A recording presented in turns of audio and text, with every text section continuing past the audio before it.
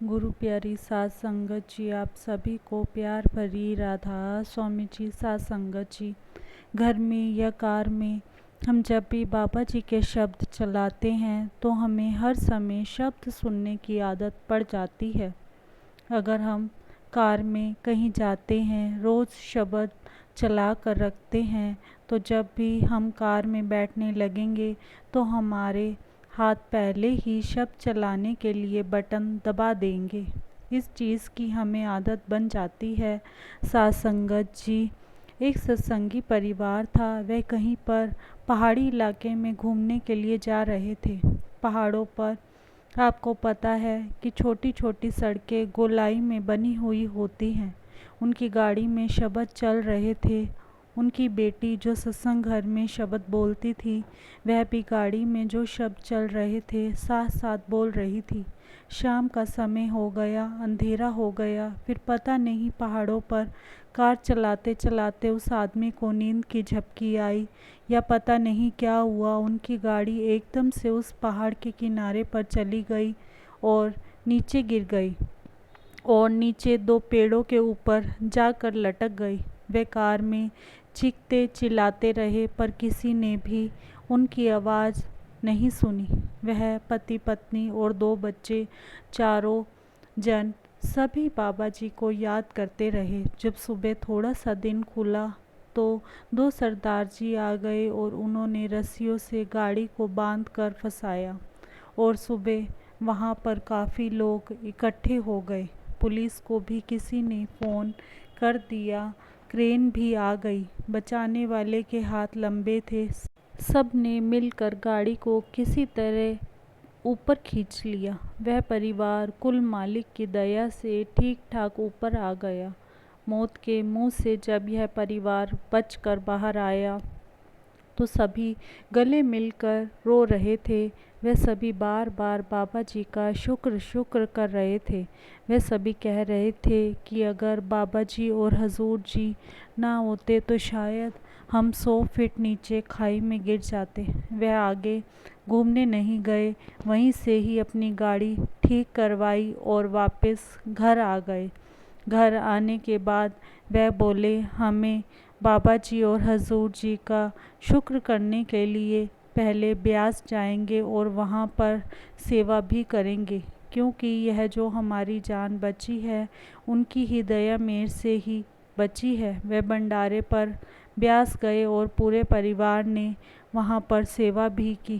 साथ संगत जी, बाबा जी का सत्संग का या शब्द का हम पर नहीं, पेड़ पौधों पर भी बहुत असर पड़ता है। एक आदमी था, वह घर में 2 गमले लेकर आया। दोनों गमले में एक जैसी मिट्टी, एक जैसा पौधा लगा हुआ था।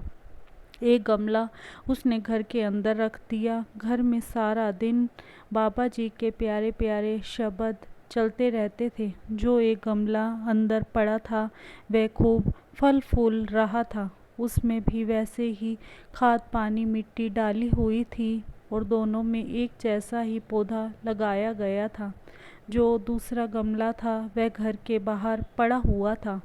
जो पड़ोसी थे वह लड़ाई झगड़ा करते रहते थे, उनकी आवाज़ आती रहती थी। वह गमला जो था वह इन बुरी आवाज़ों से बिल्कुल सूख गया था और जो अंदर गमला पड़ा था, अंदर सत्संग चलता था, शब्द चलते रहते थे, तो वह गमला खूब फल फूल रहा था। साथ संगत जी, हम कहते हैं घर में कोई है ही नहीं तो हम सत्संग चलाकर क्या करेंगे। साथ संगत जी, सत्संग हम सिर्फ अपने लिए ही नहीं चलाते। हम कहते हैं सत्संग चल रहा है, कोई सुन तो नहीं रहा। हम नहीं सुनते तो और तो बहुत सी चीज़ें हैं जो सत्संग सुनती हैं। उस गमले की जो पत्तियां थी वह भी सत्संग सुन रही थी। वह हरी भरी रह गई और जो बाहर गमला था, जो सारा दिन बुरी बात सुनता था, उसकी पत्तियां धीरे धीरे पीली पड़ गई।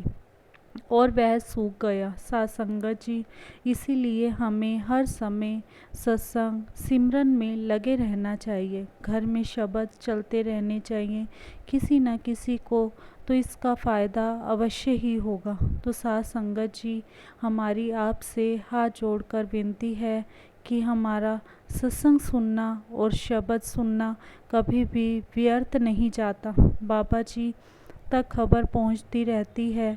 घर में बच्चे हैं तो वह भी शब्द सुनते हैं और बोलते रहते हैं, उन पर भी बहुत अच्छा असर पड़ता है। बाकी बाबा जी साथ हैं, जो करेंगे अच्छा ही करेंगे। इसी के साथ एक छोटी सी साखी और है। गुरु अमरनाथ जी के समय का वृतांत है। आप 22 बार गंगा स्नान के लिए जब आखिरी बार गंगा जा रहे थे तो रास्ते में एक ब्रह्मचारी मिला जो गंगा स्नान के लिए जा रहा था। उसने पूछा कि कहाँ जा रहे हो? कहने लगे कि गंगा स्नान करने जा रहा हूँ। दोनों इकट्ठे चल पड़े। दोनों ने इकट्ठे रोटी खाई, बातें करते करते गंगा पहुँचे, स्नान किया और वापस हो लिए। पहले गुरु अमरदास जी का घर आया। अभी ब्रह्मचारी की मंजिल आगे थी। बातचीत करते हुए उनमें प्रेम प्यार हो चुका था। दोनों एक दूसरे को आदर के साथ देखते थे। गुरु साहिब ब्रह्मचारी को घर ले गए।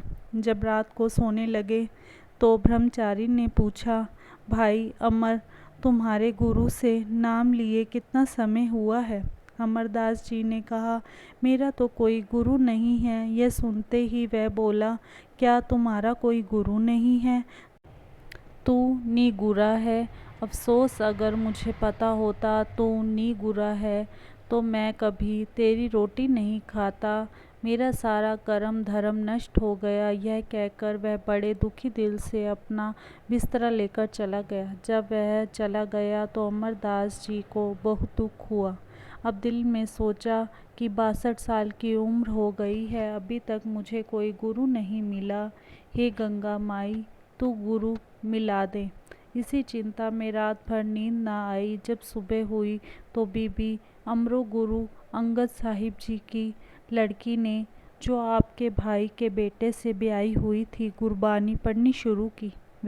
वह रोज़ सवेरे उठकर जय जी पढ़ती थी। अब ज्यों ज्यों वह पढ़ती गई, बानी अमरदास जी के दिल को बनती गई। आप प्यार के साथ अंदर जाकर सुनते रहे। आपने उससे पूछा कि बेटी, ये किसकी बानी है? उसने कहा, जी यह गुरु नानक साहिब जी की वाणी है, जिनकी गद्दी पर मेरे पिताजी विराजमान हैं। दिल में प्यार था, तड़प थी। कहने लगे, मुझे भी वहाँ ले चल। उसने कहा, जब तक मेरे पिताजी मुझे आप ना बुलाए मैं वहाँ नहीं जा सकती, उनका हुक्म है। अमरदास जी ने कहा, तुम मुझे ज़रूर लेकर चल।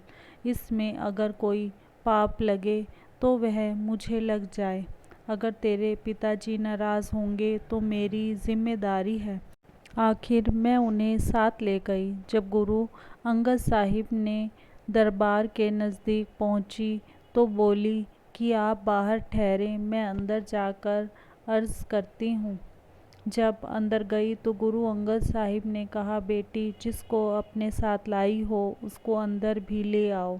जब अमरदास गुरु अंगद देव की हजूरी में पेश हुए तो उनके चरणों में गिर पड़े और नाम का भेद पाने के लिए विनती की। गुरु अंगद देव जी को अमरदास के प्रेम की तड़प और उनकी योग्यता का ज्ञान था। इसलिए गुरु अंगद देव जी ने उन्हें शिष्य के रूप में स्वीकार कर लिया और समय आने पर उन्हें अपने रंग में रंग कर अपना स्वरूप बना लिया और अपना उत्तराधिकारी नियुक्त कर दिया। यहाँ ताल्लुक इस बात से नहीं कि किस प्रकार गुरु अंगद देव जी ने अमरदास जी को रूहानी दौलत से भरपूर कर दिया और उन्हें अपना रूप बना लिया, बल्कि इस बात से है कि जिनको मनुष्य जन्म पाकर पूरा गुरु मिल गया, उनका जन्म सफल हो गया। वे अभागे हैं जिनकी सारी उम्र गुजर गई दुनिया के काम करते हुए लेकिन अब तक पूरा गुरु नहीं मिला। इसी के साथ इजाज़त चाहते हैं, कल मिलेंगे एक नई साखी के साथ। तब तक के लिए राधा स्वामी जी। अगर आपको साखी अच्छी लगी हो तो कमेंट बॉक्स में राधा स्वामी अवश्य लिखे जी, और चैनल को सब्सक्राइब करना ना भूले जी। राधा स्वामी जी।